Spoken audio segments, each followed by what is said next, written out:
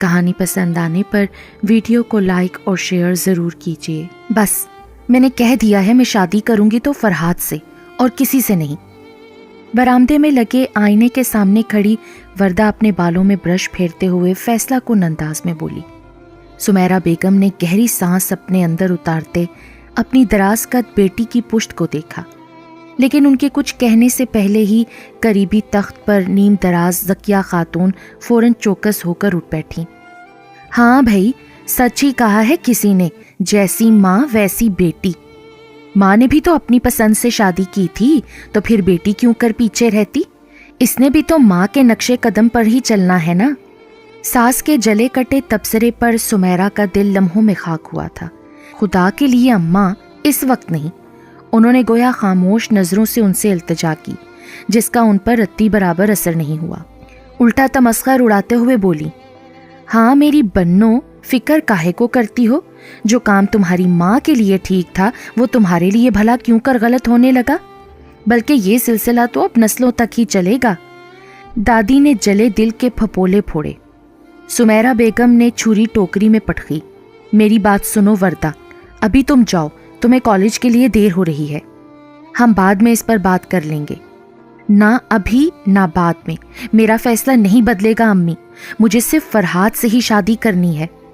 करीबी तपाई पर ब्रश फेंकने के से अंदाज में उछालती वर्दा अपनी बात पर जोर देकर बोली, मैंने तुम्हारी शहला खाला को जुबान दे रखी है हाशिर के लिए, क्या तुम भूल गई? उन्होंने जिच होकर बेटी को घूरा। हाँ हाँ, बिल्कुल वैसे ही जैसे मैंने अपने मुकर्रम के लिए जुलेखा आपा को जुबान दे रखी थी और बीच में तुम मुई कूद पड़ी।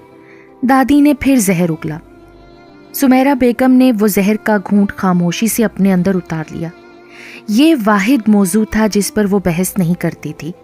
बाहर वैन का हॉर्न सुनाई दिया तो वर्दा कंधों पर चादर फैलाती जल्दी से बाहर को लपकी। वाह मेरे मौला, तेरा इंसाफ। ज़किया खातून के बावाज़े बुलंद तबसरों ने किचन तक सुमेरा बेगम का पीछा किया था। मुकर्रम साहब काम के सिलसिले में 3 दिन के लिए शहर से बाहर गए हुए थे और ये 3 दिन सुमेरा बेगम ने जैसे जलती रेत पर नंगे पांव चलते हुए गुजारे थे। गुजरे 21 सालों में उनकी पसंद की शादी को एक ताना बनाकर ज़किया खातून ने उन्हें एक दिन चैन से रहने नहीं दिया था। अब जब से वर्दा ने अपनी पसंद से शादी करने का शोशा छोड़ा, दादी सीना ठोक कर मैदान में उतर आई थी। उन्हें तो जैसे बदला लेने का मौका मिल गया था। वर्दा की हौसला अफजाई करते हुए उन्होंने सही मानों में सुमेरा बेगम को दिन में तारे दिखा दिए थे। तू दिल छोटा ना कर मेरी बच्ची, मैं खुद तेरे अम्मा बाबा की अदालत में तेरा मुकदमा लड़ूंगी। खुद भी तो यही किया था काम उन्होंने, अब तुम्हें किस मुंह से मना करेंगे? अपने मतलब के अल्फाज थे। लहजे और अंदाज पर गौर किए बिना वर्दा मुतमईन सी बराबर सर हिलाती जाती। 3 दिन बाद मुकर्रम साहब की मुल्तान से वापसी हुई तो बीवी का सता हुआ चेहरा देखकर ठिठक गए। क्या हुआ सुमेरा बेगम, कोई बात हुई है क्या? सब ठीक तो है ना? खुद पर जब्त बांधे सुमेरा की आंखें छलक पड़ी। वो आहिस्ता से उन्हें सारा हाल सुनाती चली गई। मुकर्रम साहब ने होंठ भींच लिए। वर्दा कम उम्र है, ना समझ है, उसे समझाकर राह रास पर लाया जा सकता है, लेकिन अम्मा उसे शय देकर उसके गलत को भी सही साबित करने पर तुली हुई हैं। मैं जानती हूँ वो ये सब कुछ मुझे नीचा दिखाने के लिए कर रही हैं, लेकिन वर्दा।